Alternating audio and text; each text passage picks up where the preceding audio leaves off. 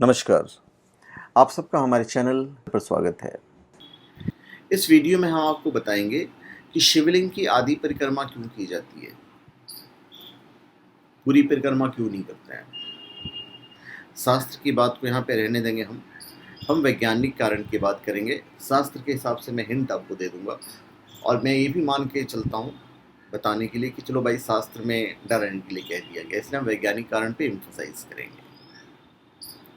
और आप कोई भी स्पेशल प्रोडक्ट omja.com या shivago.com से प्राप्त कर सकते हैं, जेन्यून, ऑथेंटिक, लैब सर्टिफाइड और साथ में अभिमंत्रित भी। देखिए, शिव जी की आधी परिक्रमा करने का विधान है वह इसलिए कि शिव के सोमसूत्र को लांघा नहीं जाता है। क्यों नहीं लांघा जाता है? देखिए, इसके पीछे का सबसे मुख्य कारण है जलधारी ही है, क्योंकि इसे लांघना शास्त्रों में घोर अपराध माना गया है। अब भाई, जलधारी मैं वर्ड इस्तेमाल कर रहा हूँ तो उसके बारे में आपको जानना बहुत ज़रूरी है। शिवलिंग की निर्मली को सोमसूत्र भी कहा जाता है। शास्त्र का आदेश है कि शंकर भगवान की प्रदक्षिणा में सोमसूत्र का उल्लंघन नहीं करना चाहिए, अन्यथा दोष लगता है। सोमसूत्र की व्याख्या करते हुए बताया गया है कि भगवान को चढ़ाया गया जल जिस ओर से गिरता है वहीं सोमसूत्र का स्थान होता है। सोमसूत्र में शक्ति स्रोत होता है, अतः उसे लांघते समय पैर फैलाते हैं और ऋण निर्मित और 5 अंतस्थ वायु के प्रवाह पर विपरीत प्रभाव पड़ता है। अब हम शुद्ध वैज्ञानिक भाषा में आपको बताएंगे। देखिए, शास्त्रों में कहा गया है कि इसे लांघने से भगवान शिव रुष्ट हो जाते हैं और इस कारण मनुष्य को शारीरिक और मानसिक रूप से दुख भोगने पड़ते हैं। ये हो गई डराने के उद्देश्य से कही बात, लेकिन इसके पीछे धर्म का एक ज्ञान छुपा हुआ है।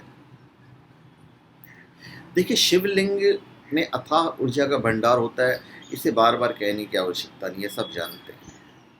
इसलिए जब हम उस पर जल इत्यादि चढ़ाते हैं तो ऊर्जा का कुछ भाग उसमें मिलकर जलधारी के माध्यम से प्रवाहित होता है और इस मिश्रण में शिव और शक्ति दोनों की ऊर्जा मिली हुई होती है, जो अत्यधिक गर्म होता है। तो यदि हम शिवलिंग की परिक्रमा करते समय इस जलधारी को लांघते हैं तो लांघते समय ये ऊर्जा हमारे दोनों पैरों के बीच में से शरीर में प्रवेश करती है। इससे हमें वीर्य और रज संबंधी समस्याओं का सामना करना पड़ता है और इसके साथ ही हमें देवदत्त तथा धनंजय वायु के प्रभाव में रुकावटों का भी सामना करना पड़ सकता है। तो कुल मिलाकर शिवलिंग के सोमसूत्र को लांघने से मनुष्य को कई शारीरिक और मानसिक समस्याओं का सामना करना पड़ सकता है।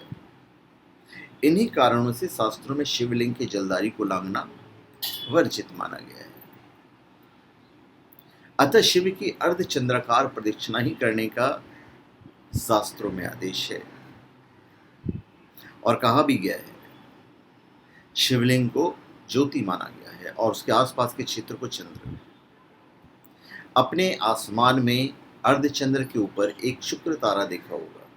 यह शिवलिंग उसका ही प्रतीक नहीं है, बल्कि संपूर्ण ज्योतिर्लिंग के ही समान है।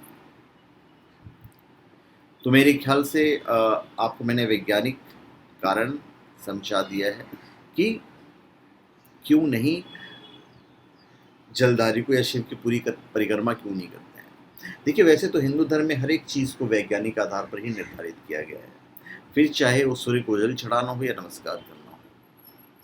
तो शिवलिंग के निर्माण के पीछे भी एक गहरा रहस्य है और शिवलिंग हमारे संपूर्ण ब्रह्मांड के आकार या फैलाव तथा परमाणु ऊर्जा का संकेतक है। और जैसे मैं आपको बता रहा हूँ कि भगवान शिव की नगरी काशी के भूजल में भी परमाणु ऊर्जा की तरंगें पाई गई हैं और इसके साथ ही जहाँ जहाँ शिवलिंग की स्थापना की गई है वहाँ वहाँ रेडियो एक्टिव तरंगें बहुतायत में हैं। तो शिवलिंग का आकार और परमाणु केंद्रों के आकार में बहुत समानताएं पाई गई हैं और इन्हीं सब कारणों से शिवलिंग की अर्ध परिक्रमा करने को ही उचित माना गया है, अन्यथा हमें इसके दुष्परिणाम भोगने पड़ सकते हैं।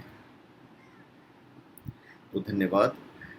और इसके बाद वाले वीडियो में मैं बताऊंगा कि भाई अर्धचंद्राकार भी जब हम परिक्रमा करते हैं तो कैसे करें, क्या विधि विधान है।